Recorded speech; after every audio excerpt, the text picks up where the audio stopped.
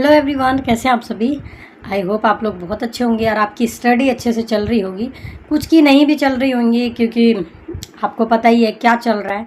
SSC के exam कराने का जो तरीका है, अभी फेज़ 13 का जो एग्ज़ाम चल रहा है वो कैसा चल रहा है, इसके ऊपर हम किसी दूसरी वीडियो में बात करेंगे। अभी मैं जिस टॉपिक पे वीडियो बना रही हूँ उसके ऊपर बात करते हैं, ठीक है।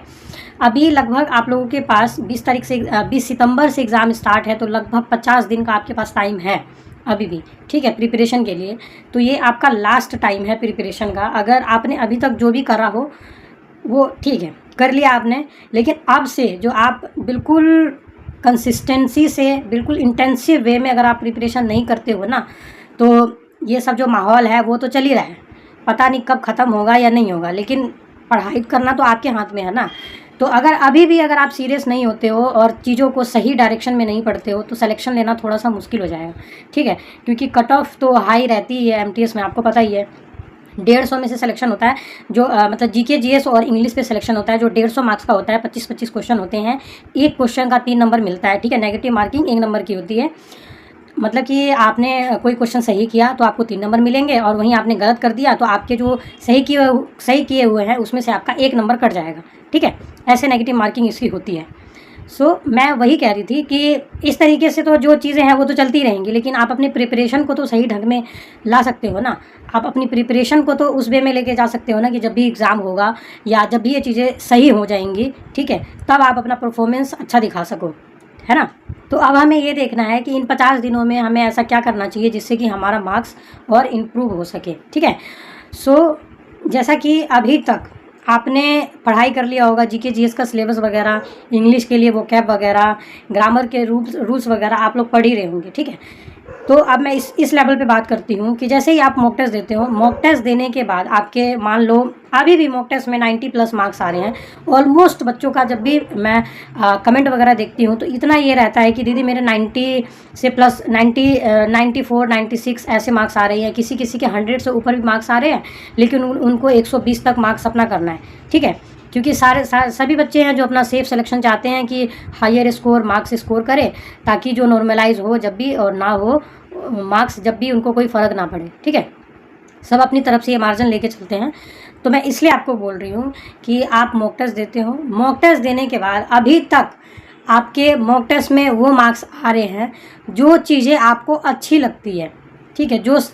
जिस टॉपिक को पढ़ना आपको अच्छा लगता है, जिस टॉपिक में आपको इंटरेस्ट है, उस टॉपिक को आपने पढ़ा और आपके उतने मार्क्स आए, 94 आए, 100 आए, 100 और 90 के बीच में आए, अभी तक के ये वो वाले मार्क्स हैं, ठीक है। आप इस चीज़ को इमेजिन करना। अगर आपको इससे ज़्यादा मार्क्स बढ़ाना है और आपके मार्क्स बिल्कुल स्टक हो गए हैं, मतलब बढ़ ही नहीं रहे हैं, तो अब आपको आपके इंटरेस्ट से ऊपर वाली प्रिपरेशन करनी पड़ेगी, उसके बाद ही आपके मार्क्स इंक्रीज़ होंगे, ठीक है। तो आपको ये करना है, अभी तक जो भी आपने पढ़ लिया, जो सब्जेक्ट, जो टॉपिक आपको अच्छा लगता था आपने कर लिया। अब आपको जीके जीएस और इंग्लिश के लिए तो आपको डेली ही इंग्लिश को तो बिल्कुल भी पीछे नहीं छोड़ना। लेकिन अगर आपके मार्क्स जीके जीएस में अगर कम आ रहे हैं ना, तो आप उन टॉपिक्स पे अब ध्यान दो जिनसे आपके क्वेश्चन हमेशा ही गलत होते हैं। मॉक टेस्ट में जब भी उस टॉपिक से रिलेटेड क्वेश्चन आता है और आपके गलत हो जाते हैं, तो बिल्कुल ईमानदारी से कॉपी पेन उठाओ, मॉक टेस्ट में जो क्वेश्चन गलत हुआ है उस टॉपिक को लिखो और उसको पढ़ डालो, पूरा उसको ख़त्म कर डालो। जब तक आप ये नहीं करोगे, आप लिख के ले लो, आपके मार्क्स नहीं बढ़ने वाले। अभी तक आपको जो अच्छा लगता था, जिस दो टॉपिक पढ़ने में मज़ा आता था, आपने पढ़ लिया, आपके मार्क्स बढ़ गए। अब आपको थोड़ा सा डेप्थ में पढ़ना पड़ेगा, उसके बाद ही आप अपने मार्क्स को यहाँ से ज़्यादा इंक्रीज़ कर पाओगे। समझ रहे हो ना मेरी बात को। तो आप अब इस तरीके से करो। टेक्स्ट बुक से आप लोग मॉक टेस्ट लगा ही रहे होंगे। मॉक टेस्ट लगाते हुए प्रीवियस ईयर क्वेश्चन पे ज़्यादा ध्यान देना है, उसका मॉक टेस्ट दोगे, उसकी जो एनालिसिस आती है नीचे, उसको बिल्कुल अच्छे से पढ़ना है। जो भी वो फैक्ट्स वगैरह देते हैं उनको तो बिल्कुल एकदम टिप पे आपको होनी चाहिए, क्योंकि उनसे ही नेक्स्ट वाले में क्वेश्चन बन जाता है। बहुत बार ऐसा हुआ है, ठीक है।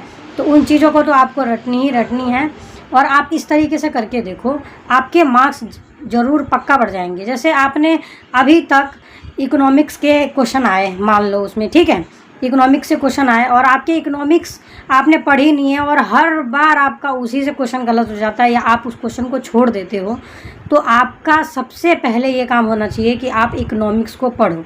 जिस टॉपिक से क्वेश्चन आ रहा है उस टॉपिक को ही पूरा पढ़ डालो, ठीक है। जब जाके आपके मार्क्स बढ़ जाएंगे, पक्का मैं श्योरिटी के साथ कह रही हूँ, मार्क्स आपके ज़रूर बढ़ जाएंगे इससे, ठीक है। तो आप ये करो, लास्ट टाइम है तो सबसे ज़्यादा ज़रूरी है कि आपने अभी तक जो भी पढ़ा है उसका अच्छे से रिवाइज़ करो। यूट्यूब पे जाओ, जो भी टीचर से अच्छा लगता हो प्रीवियस ईयर, मैं तो ये कहूँगी कि आप रानी मैम से जाके अच्छे से पढ़ सकते हो, उनसे ग्रामर रूल्स वगैरह रिवाइज़ करो। जो वोकैब की वीडियो हैं उनको ख़त्म करो। जीके जीएस का अभी तक जितना पढ़ रखा है उसको सबको रिवाइज़ करो। रिवाइज़ करना ही एंड टाइम में सबसे ज़्यादा ज़रूरी है, वही आपका एग्ज़ाम के टाइम पे काम आएगा, ठीक है।